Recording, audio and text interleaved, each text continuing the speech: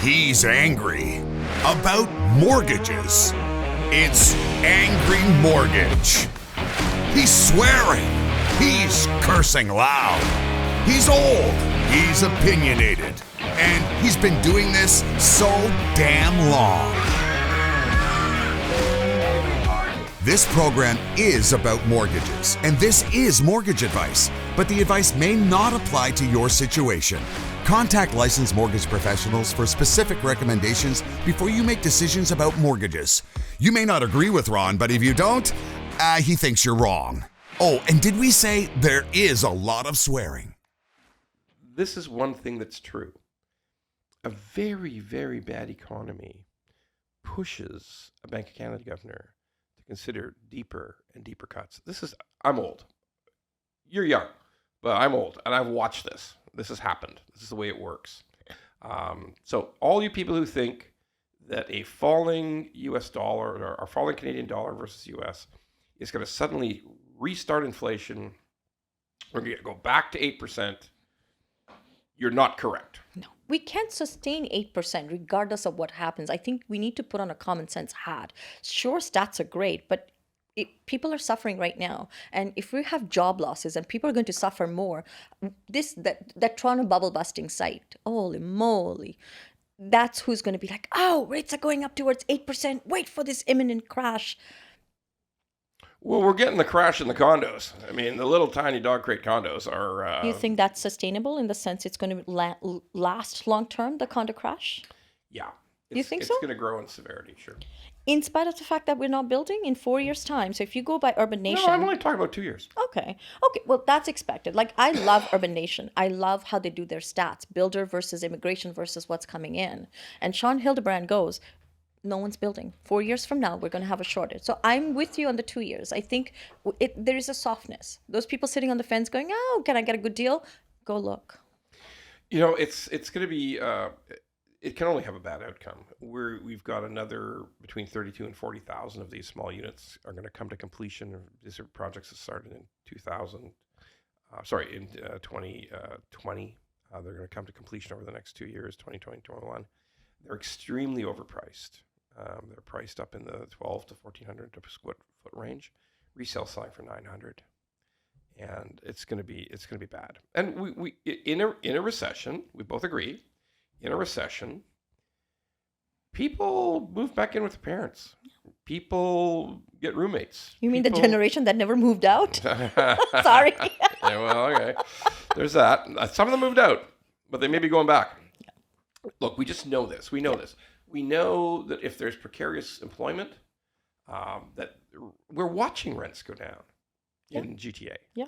You know, they reached an all-time peak in 2023. People are bunking up. Yeah, we've watched rents fall, and they're going to continue to fall. Yeah. So there's no escape from the basic economics. Lower rents, too many dog crate condos coming on stream, and now... A viewer wrote in just yesterday about what is the base case then for single family? Because Hildebrand is correct about a few things.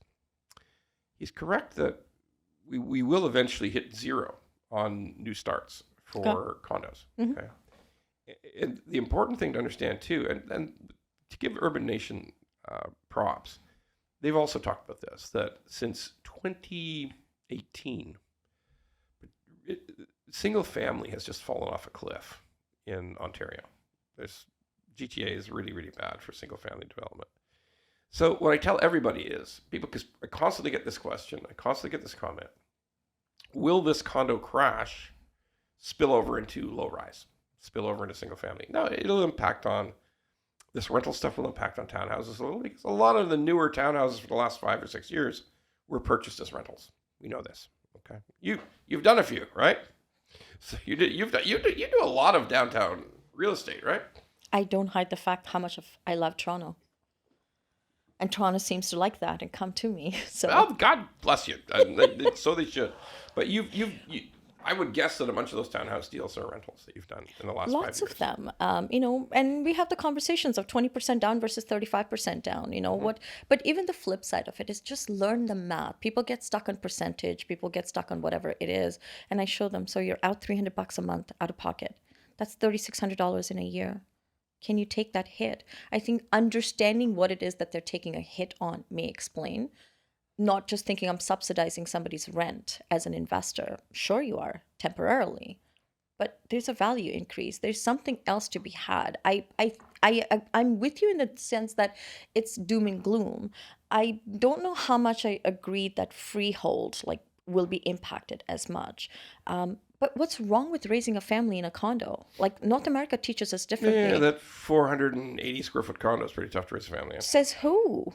Have you Says any rational person. No, not at all. Really? Well, how about when you go to Japan, you go to Paris, your rooms are so much smaller. A hotel room is so much smaller than what we're accustomed to. Europe already does that. Hong Kong does that. There are people, I've been in a hotel in Mumbai and accidentally come out of my hotel room, and the people are sleeping in the hallway of this hotel. I was like, what now? But I grew up in Nairobi, Kenya. My parents had a 2-bedroom apartment. We lived in a compound. I don't think it was a huge apartment or whatever it was. We were just fine. We didn't know any better. I think when you know better, your expectations are different.